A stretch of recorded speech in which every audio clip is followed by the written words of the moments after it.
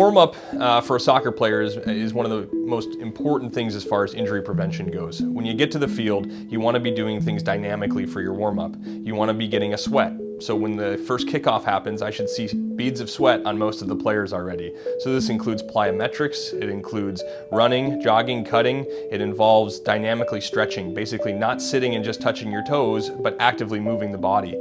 There's great examples of this on the internet, and then we're always happy to provide examples of this for our athletes.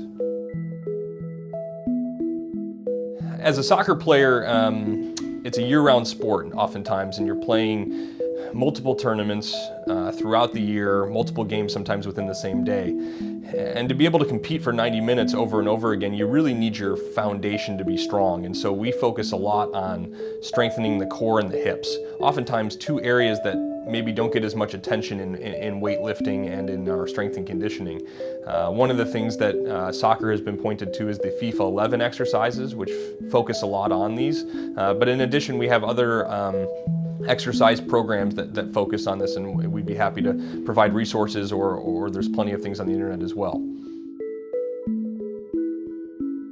As a youth soccer player, we love playing with our friends and being around the competition, and frankly, once you have your schedule of games, you're not going to want to ever sit out. And it's very hard to, once the season's in the middle of it, to say, all right, you're not going to play this game, but you're going to play that game. Most kids will say no. Most parents have a hard time saying no, and coaches certainly don't understand. And so I think it's really important throughout the year to actually plan scheduled rest. It's a recommendation for all sports to take at least 3 months off. And now that doesn't have to be consecutive, but it's important as far as resting the muscles you use in soccer and allowing them time to heal and grow and get stronger. You can play other sports. You can take the time off and get good at a hobby, or spend the time focusing on school. Go on vacation. But I think it's important to map out the whole calendar year and say, here's our 3 months of rest, and this is where it's going to show up. And the last thing I could really emphasize to our youth soccer players is that nobody really knows how you feel except for you. And so your parents, well, wanting the best for you, and your coaches, well, wanting the best for you, if you don't express to them that you're having either discomfort or you don't feel right, they're not going to know most of the time until it's very serious. And once things are serious, you're usually going to have to be off the field for a longer period of time. So my recommendation to all my youth soccer players is, if something feels off, bring it to our attention early, and that way you don't have to miss as much, and we can get you back or even maintain you playing throughout the treatment.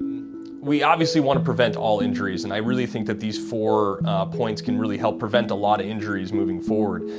But injuries happen, and it's a contact sport, and there's going to be times where injuries affect our youth athletes. And in that situation, we're happy to see you here at Midwest Orthopaedics at Rush and with myself, and get you in as soon as we can, and hopefully get you back on the pitch as soon as possible.